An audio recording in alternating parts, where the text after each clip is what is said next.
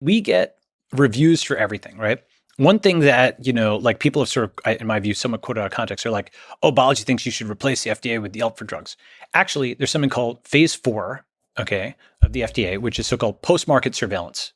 Do you know that that's actually something where, in theory, you can go and fill out a form on the FDA website, which basically says, I've had, a bad experience with a drug. Well, like VAERS, but for drugs. Yeah, so it's like it's called MedWatch, right? And so you can do like voluntary reporting, and you can get like a PDF and just like upload it, right? Is this a government? Is this .gov? Yeah, it's Form 3500B. I Okay. love it. It's HTML. It's going to be like from the 90s. It's going to have an interface designed by somebody who's a COBOL/Fortran programmer. Right, here we go. So basically, the 3500B. I hope to be proven wrong on that, by the way. So 3500B, consumer voluntary reporting. When do I use this form? You were hurt or had a bad side effect, use a drug which led to unsafe use, etc. Yeah. The point is, FDA already has a terrible Yelp for drugs. Yeah. It has a terrible version of it. Yeah. What would the good version look like? The fact that this fact you have to fill out a PDF to go and submit a report. How do you submit a report at Yelp or Uber or Airbnb or Amazon? You tap and there's star ratings, right? So just modernizing FDA 3500B and modernizing phase 4, okay, is a huge thing. Can you comment on that? What incentive mechanism forces the modernization of that kind of thing? Here's how it would work, or one possible. To create an actual Yelp. Yeah, here's how that would work, right? You go to the pharmacy or wherever, and you hold up your phone and you scan the barcode of the drug. Okay, what does you see? Instantly, you see global reports, right? By the way, because your biology, your physiology, that's global, right? Information from Brazil or from Germany or Japan on their physiological reaction to the same drug you're taking is useful to you. It's not like a national boundaries thing. So the whole nation state model of only collecting information by other Americans, so really you want a global kind of thing, just like, Amazon book reviews, that's a global thing. Other things are aggregate at the global level, okay? So what you want is to see every patient report and every doctor around the world on this drug. Yeah. That might be really important to your rare or semi-rare condition.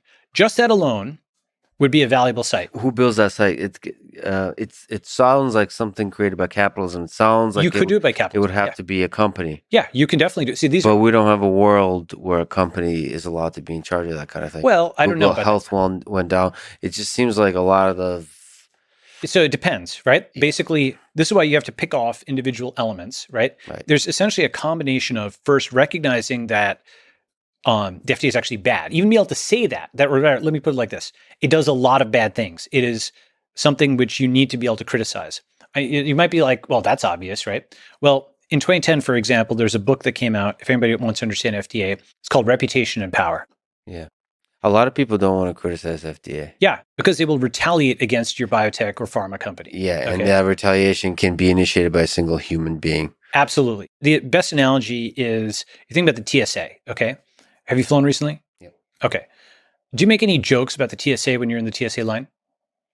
Usually you don't want to, but they're a little more flexible. Okay. You know what? Can I tell a story? Sure. Which is, it was similar to this. I was in Vegas at a club. I don't go to clubs. Okay. I got kicked out I think the first time in my life for making a joke with a bouncer. And because I had a camera with me, and you're not allowed to have a camera, and I said, okay, cool, like I'll take it out. But I made a funny joke that I don't care to retell. But he was just a little offended. He was like, "You're out. I don't care who you are. I don't care who you're with."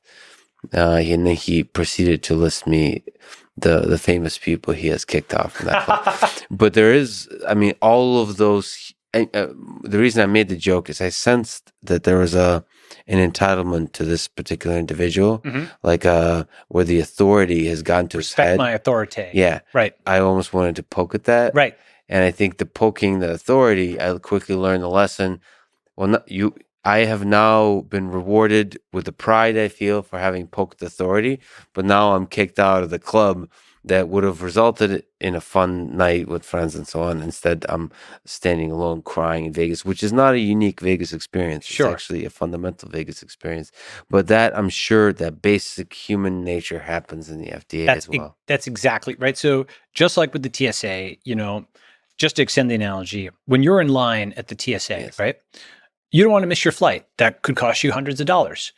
And so you comply with absolutely ludicrous regulations like, 3-ounce bottles. Well, you know what? You can take an unlimited number of 3-ounce bottles and you can combine them into a 6-ounce bottle through the terrorist technology called mixing. Yep. Okay. Yep. Advanced, Yes. right? And the thing about this is everybody in line, actually some fairly high, let's say call it influence or net worth or whatever, people fly, right? Mhm. Millions and millions and millions of people are subject to these absolutely moronic regulations. It's all what, I think security theater is Schreier's term, right? A lot of people know this term. So millions of people are subject to it. It costs untold billions of dollars in terms of delays and whatnot. If you could just walk up to, right? It irradiates people. And this is another FDA thing, by the way. This is an FDA TSA team up. Okay. In 2010, the TSA body scanners, there were concerns expressed, but when it's a government to government thing, see, a .com is treated with extreme scrutiny by FDA. When it's another .gov, well, they're not trying to make a profit. So they kind of just wave them on through. Okay. So these body scanners were basically like applied to millions and millions of people.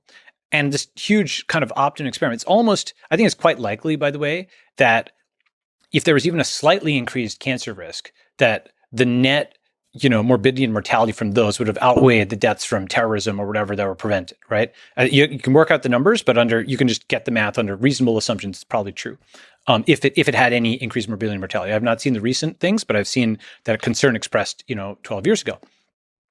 Point being that despite the cost, despite how many people are exposed to it, despite how obviously patently ludicrous it is, you don't make any trouble, nor do people organize protests or whatever about this, because it's something where people, the security theater of the whole thing is part of it. Oh, well, if we took them away, there would be more terrorism or something like that. People think, right? But it is fascinating to see that the populace puts up with it, because it doesn't. One of my favorite things is to listen to Jordan Peterson, who I think offline, but I think also on the podcast, is somebody who resists authority in every way, and even he goes to TSA with a kind of suppressed, like all the instructions, everything down to whenever you have like the yellow thing for your feet, they force you to adjust it even slightly. Yeah. If you're off, just even, I mean, it's like it's a Kafka novel. We're living like TSA. It makes me smile. It brings joy to my heart, because I imagine Franz Kafka and I just walking through there, because it really is just deeply absurd.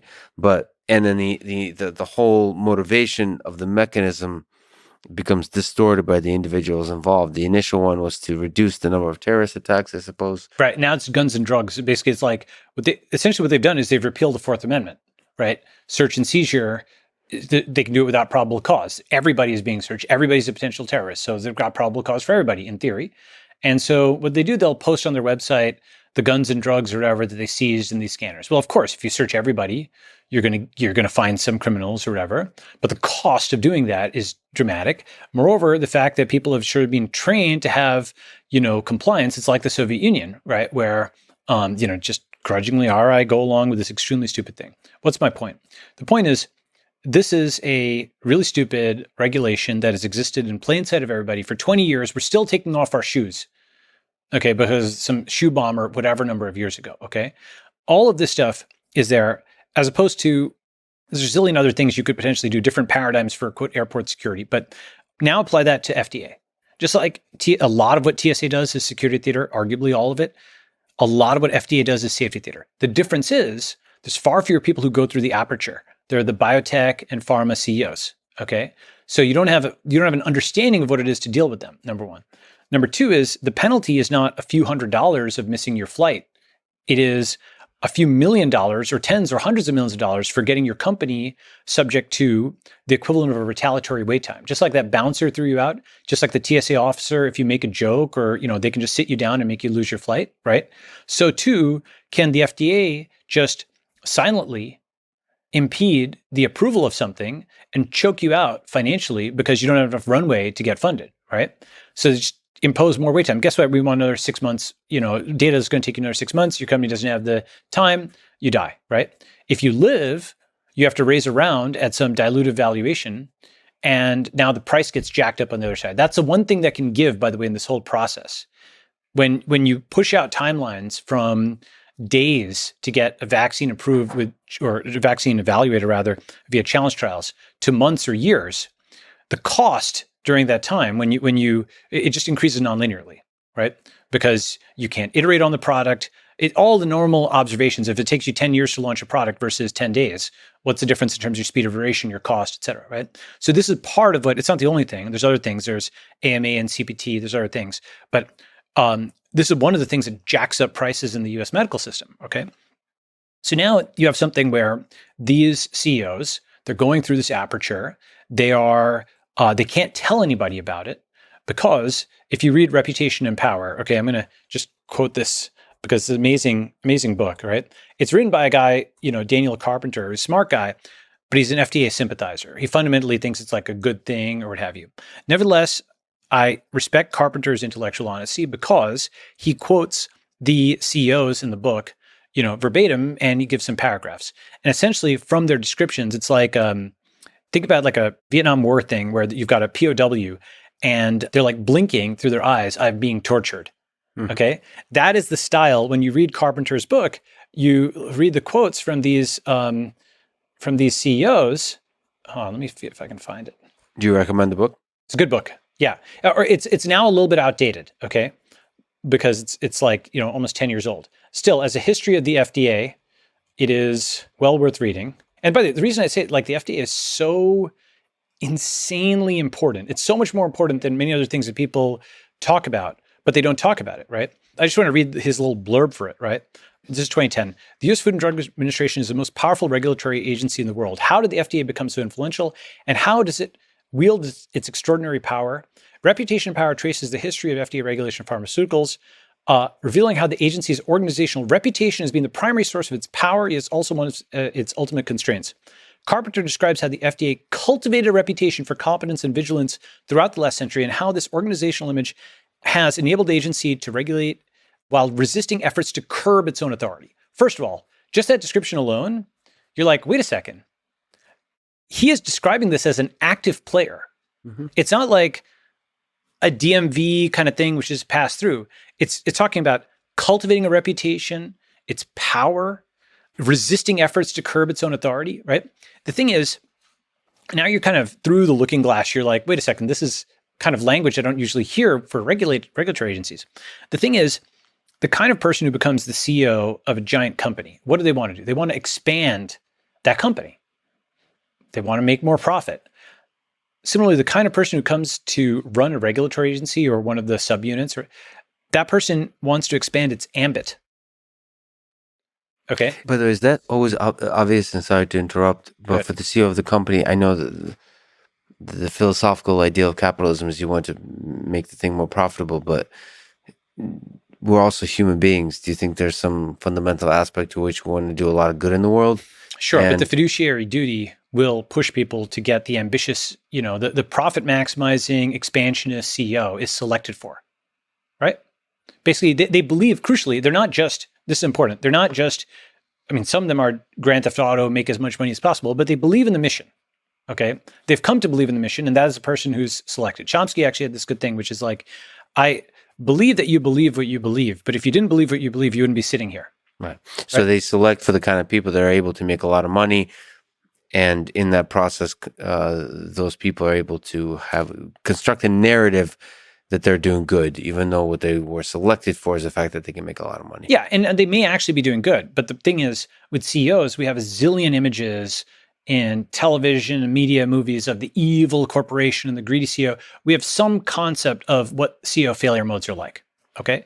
Now, when have you ever seen an evil regulator? Can you name a fictional portrayal of an evil regulator? Can you name an evil CEO? Yeah, tons. a lot. But that's so interesting. I'm searching for a deeper lesson here. You're right. I mean, there is a portrayals, especially in sort of authoritarian regimes or the Soviet Union, where there's bureaucracy, Chernobyl, you can kind of see within that there's the story of the regulator, but yeah, it's not as plentiful, and it also often doesn't have a face to it. It's almost Yes. like bureaucracy is this amorphous thing that results any one individual you see, they're just obeying somebody else. There's not a face to it of evil. That's right. The evil is the entire machine.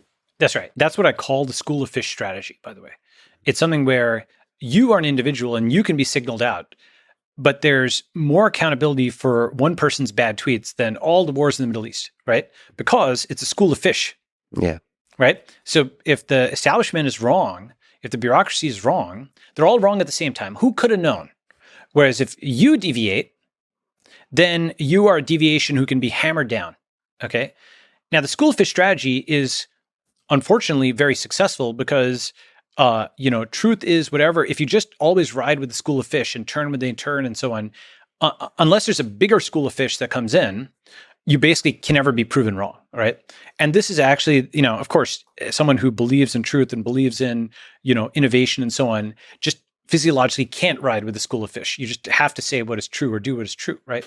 Still, you've described correctly, how it's faceless, right? So I will give two examples of fictional portrayals of evil regulators. One is actually the original Ghostbusters.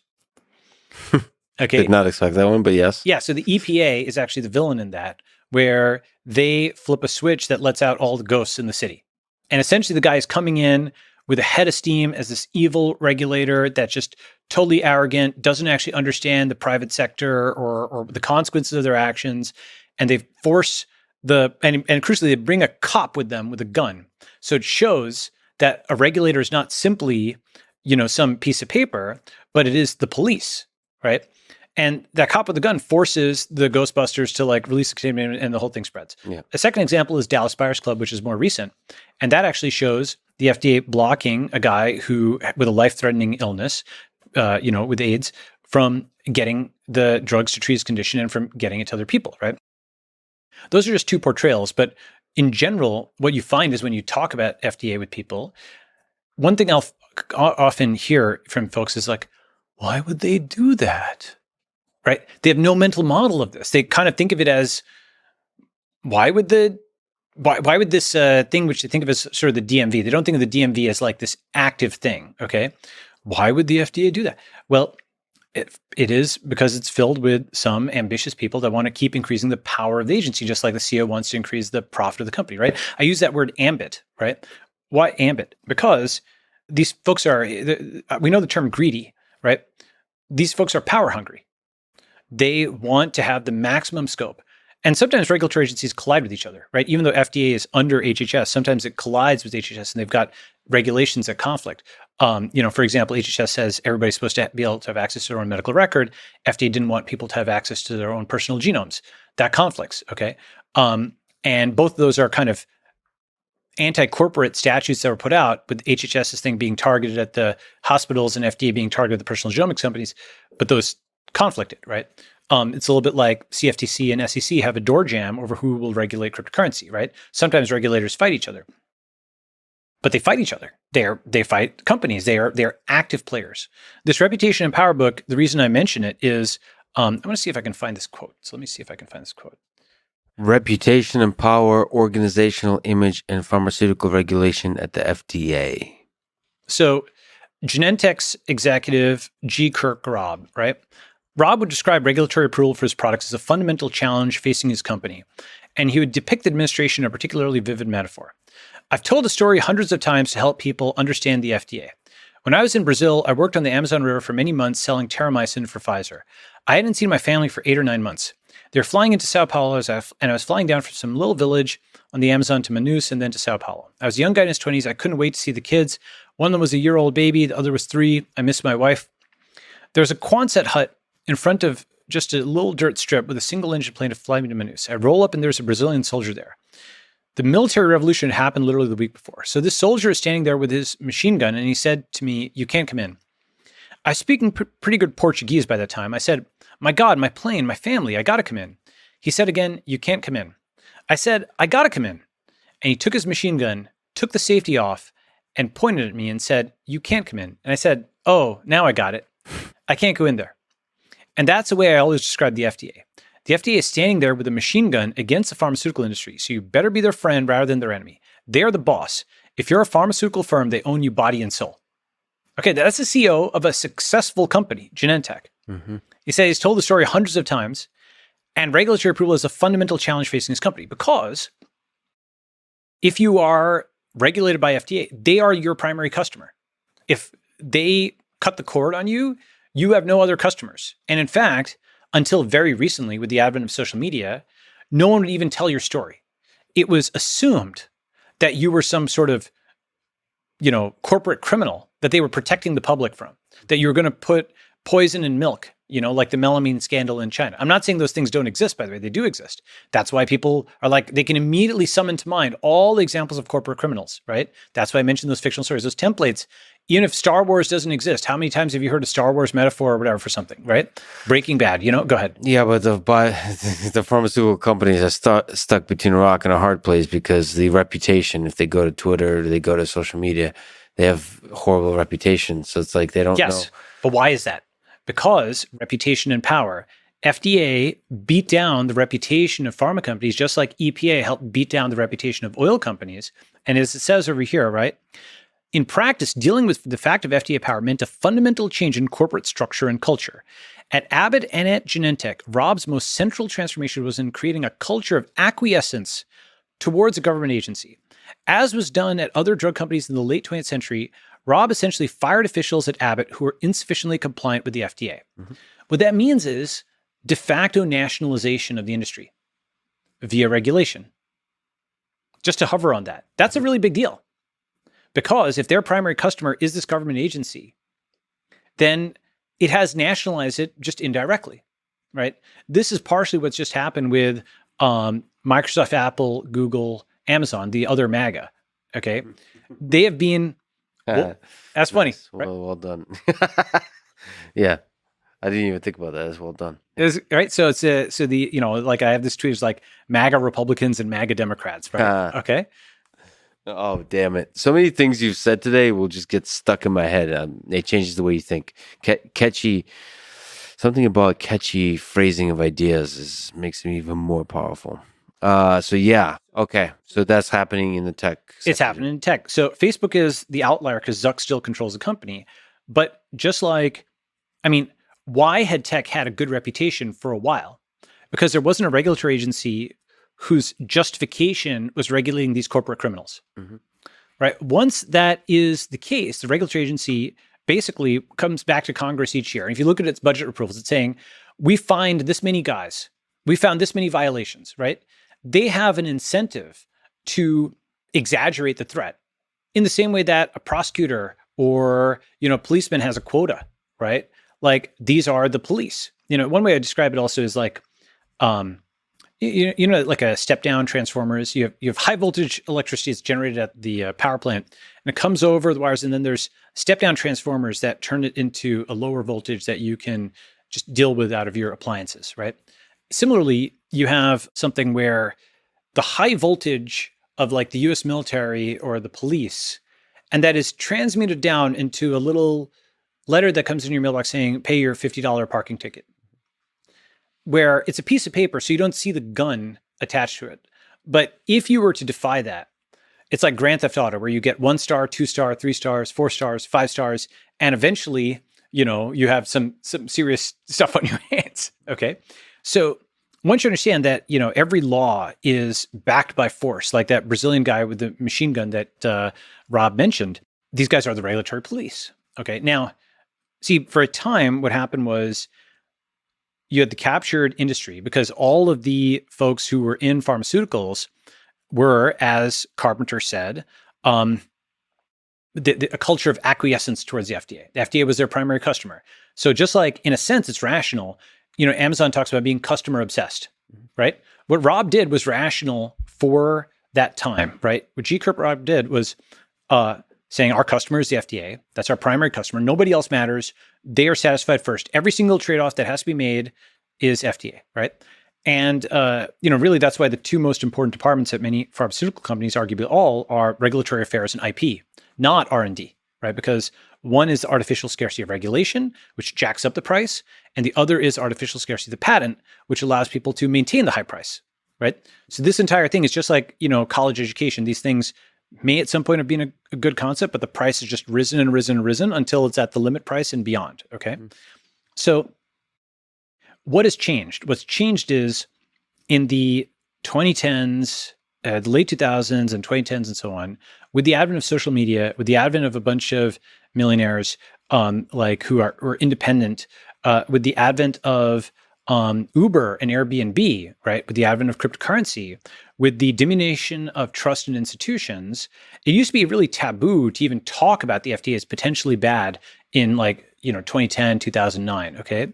But now people have just seen faceplant after faceplant by the institutions, and people are much more open to the concept that they may actually not have it all together. And I think it's you could probably see some tracking poll or something like that, but I wouldn't be surprised if it's like a 20 or 30 point drop after the CDC failed to control disease and the FDA failed, and the entire biomedical regulatory establishment and scientific establishment was saying masks don't work before they do. This was just a train crash of all the things that you're paying for that you supposedly think are good. As I mentioned, one response is to go QAnon, and people will say, oh, don't trust anything. But the better response is decentralizing FDA. Okay. So I will say one other thing, which is I mentioned, this concept of improving the form 3500B, where you scan. Go ahead. No, yeah, right. That just makes me laugh. I could just tell the form sucks by the fact that it has that code name. Yeah. Sorry. Yeah. Exactly. Right. UX is broken at every layer. Yeah. So they have a bad Yelp for drugs. Could we make a better one? We could make a better one. Just modern UX.